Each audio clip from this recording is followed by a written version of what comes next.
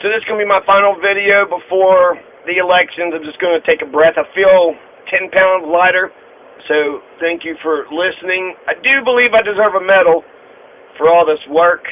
5 Democrats are the only races, so this is going to be my endorsements and predictions of the Kentucky primary. So there's 5 Democrat races, 4 GOP races, and 4 judge races. I can only get into 1 judge's race, so 3 judges' races, I have no idea. I didn't have enough time to dig that deep, and I'm actually a little regretful of that because I have been saying that the governor is the most powerful person in Kentucky, but really it's the judicial branch. So the judges never get any scrutiny whatsoever, and they may be, that very fact may be what makes them corrupt. Absolute power corrupts absolutely. So I'm going to say my endorsements. I don't have many predictions, but I'm going to attempt to predict the Democrat governor's race. The only solid prediction I know is Matt Bevin is going to win the Republican primary. Without a doubt. Without a doubt. Matt Bevin is going to win the Republican primary. So, without further ado, this is who I endorse, okay? So, this is all the most progressive candidates. For the Democrats, I endorse Jeff Young. Number 1, Edelin 2, Brashear 3, Atkins number 4. So I want Jeff Young to win because he is the most progressive, clearly the most progressive out of all 4 of those candidates. On marijuana, on health care, on Palestine, on poverty, on taxes, on pensions, on everything. Name an issue. Jeff Young is more progressive on virtually every important issue that's out there. For the treasurer, I'm endorsing Bowman. I want to say Michael over Josh Murs. For auditor, Chris Toby, of course. Sherry Donahue and Kelsey are very strong candidates. If Sherry Donahue or Kelsey could have won agricultural commissioner, secretary of state, treasurer's race. Sherry Donahue is formidable. She's specifically built for auditing. She's a little disheveled. She's got a little crazy look to her, so she needs to convince her son to give her more hugs because he's going to be the only male out here that actually loves her for who she is. Very strong candidates. Sherry Donahue could have been a contender for the treasurer's race easily. The treasurer's race is pretty weak. 2 weak candidates, and then the auditor's race had 3 strong candidates. So it makes sense why Drew Curtis dropped out. He had 3 very strong candidates that he was running against. Secretary of State, Brian Griffith, number 1. And really nobody else. Maybe Jeff Sebastian, number 2. But just like Sherry Donahue, he's going to have to wait his 4 years. So let Griffith get in there. Griffith is for open primaries. I don't have much confidence in Sebastian. So Griffith for Secretary of State, Agricultural Commissioner, Joe Trigg over Conway. For the GOP race, some of them, it was hard because they're fucking Republicans. Matt Bevin's going to win, so that's a prediction. Not an endorsement, though. I guess I don't have an endorsement. Robert Goforth was probably his main contender, but he had that scandal over his head. 2 agricultural commissioners, I endorse Bill Poliniak enthusiastically over Ryan Quarles. 4 candidates for Secretary of State, Carl Nett. He actually wants more people to vote. He's for civics and history. He's more impressive. He also wants the U.S. Constitution to get to the first graders. Andrew English, because he was for paper ballots. I'm not for Michael G. Adams, no fucking way. And Steve Nipper just had no platform at all, so I forgot his name. 2 attorney generals, Schroeder over Cameron, because Cameron was handpicked by Mitch McConnell. So there's no telling what sinister ends Mitch had in store for Kentucky. And with Will Schroeder, there's an extensive voting record that one can review. So they were just super Republicans, so they're talking about national issues. They barely even talked about Kentucky's problems and solutions. For the district race, Beth over Butler in Breckinridge County, Meade County, and Grayson County. For Lexington and for the Judge of the Court of Appeals, 3rd District Division 1, and the Circuit Judge Family Court, I didn't get into, so I only have one endorsement for the judges' races. The other 3 races is local.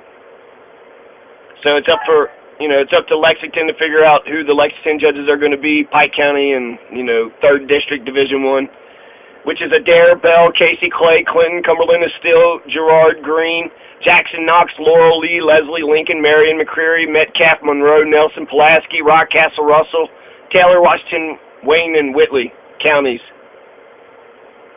You have two choices.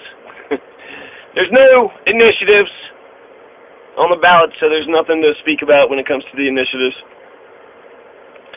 So, just full disclosure, I guess I'm somewhat hesitating because even though I have a bad relationship, my voting scale is number 4.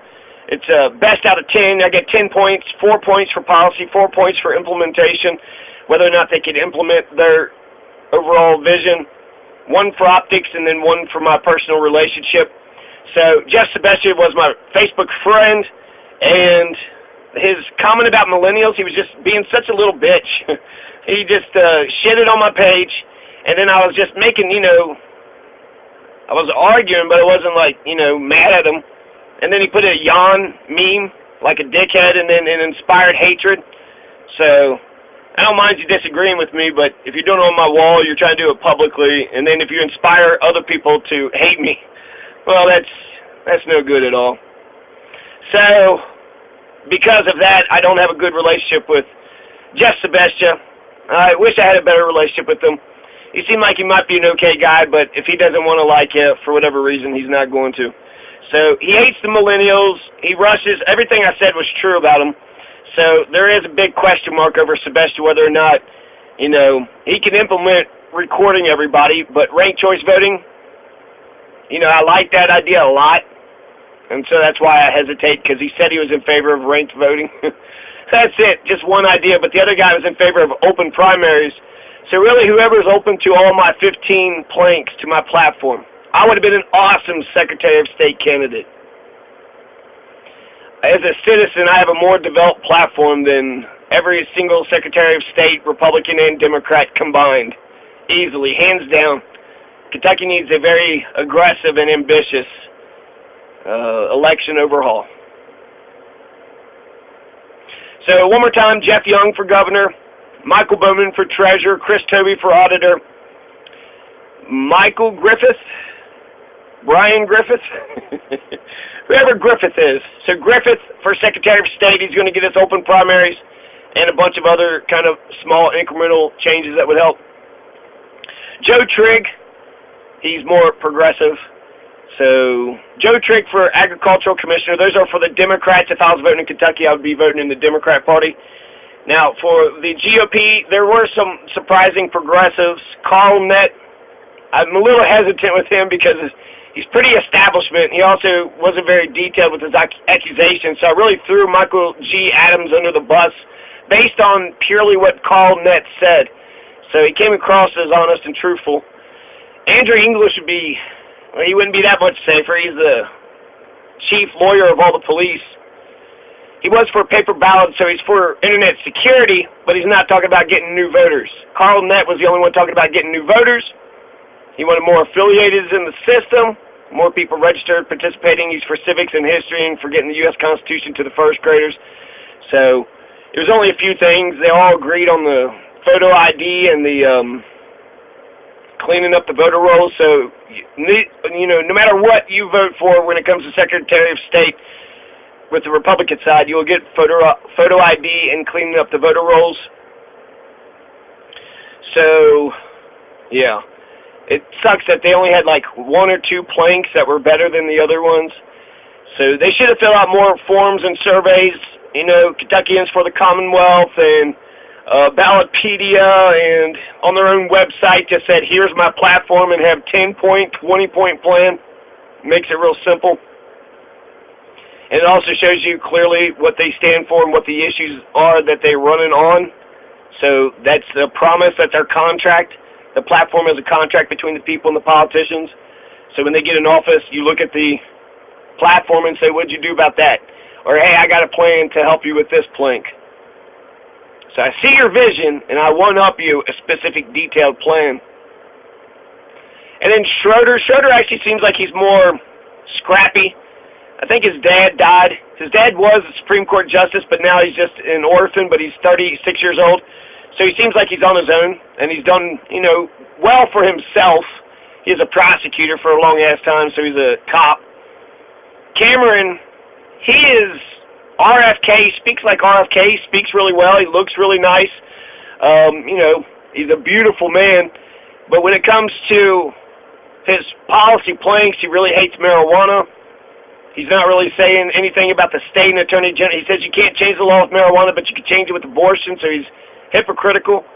So he's just speaking a bunch of right-wing talking points. He's also got all that dark money with Mitch McConnell, so he's playing real fucking dirty. So that's nice, right? You get a nice, pretty face, and then behind the scenes, just a bunch of dirty fucking assholes. And with Will Schroeder, you got the voting record that you could review, so you could see exactly where he stands on this issue, that issue. He explains himself pretty well. He seemed to be pretty balanced. I like some things, but other things I couldn't stand. So, Will Schroeder for the Attorney General and the Republicans, Carl Nett for the Secretary of State, Bill Poliniak for the Agricultural Commissioner, and I wouldn't even vote in the governor's race because it wouldn't even matter. And my ultimate prediction, is that Jeff is going to get 15%. I think in the heart of America, we're a four-party nation. You got Democrats, Republicans, Libertarians, and Greens. So Jeff Young gets 15% because he represents both Libertarians and Greens. Edelin, Brashear, Atkins are not Libertarians. Jeff is. And he's a Green. He's the most progressive and the most Libertarian. So he gets both of those votes, but they're usually not that big. It's in the Democratic primary. They are conservative, which makes me scared because really anything can happen. Any fucking thing can happen. So I'm going to attempt to, predict this, but this could totally, turn out the exact opposite, whatever that would look like. So because Jeff Young represents the Libertarians and the Greens, we're a four-party nation, so he's already got two, quadrants.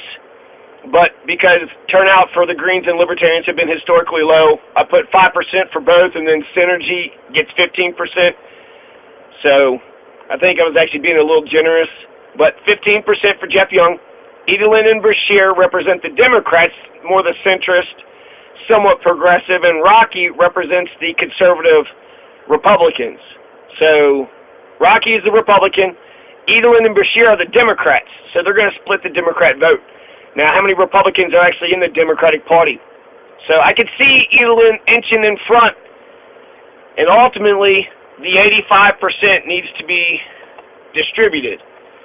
So I guess initially I just feel like it's going to be 33% across the board, and whoever gets one voter over the rest. So it'll be a three-way tie between Edelin, Brashear, and Rocky. Now, maybe. I have a specific prediction. That's not my specific prediction. I'm just working it out along with you. Then Adam Edelin and Andy Brashear will split the centrist Democrat vote. And then Rocky could come barreling ahead, coming up the middle, like Wallace Wilkerson did, and Matt Bevin did. Like Rocky gets 35%, Edelin gets 25%, Brashear gets 25%. So there's 50% of Democrats in the Democrat Party, but the 50% split between the actual two Democrats, and then the 35% of the Republicans in the Democrat Party go to Rocky, and then Rocky fucking wins, which would be terrible. He will lose. Now, what I hope and what I believe, I wonder if that's, those are different, because I endorse Jeff Young. What I totally hope is that Jeff Young, people were wowed by the debate. They saw him as a serious candidate. He's a little, wily. He's been around for quite some time. He's essentially a nicer, politer version of Gatewood Galbraith, and the spirit of Gatewood Galbraith is all throughout Kentucky. So what I hope and what I believe will happen is that the Jeff Young effect, they know he's in the race. So people will say, should I vote for Jeff? He's the most progressive. But you don't have ranked choice voting, so you might feel that you're wasting your vote. And I hope that Adam Edelin edges out Andy Brashear.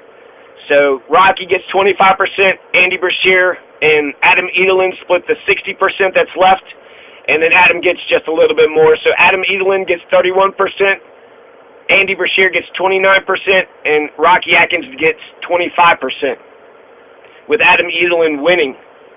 So I hope that Adam Edelin wins, because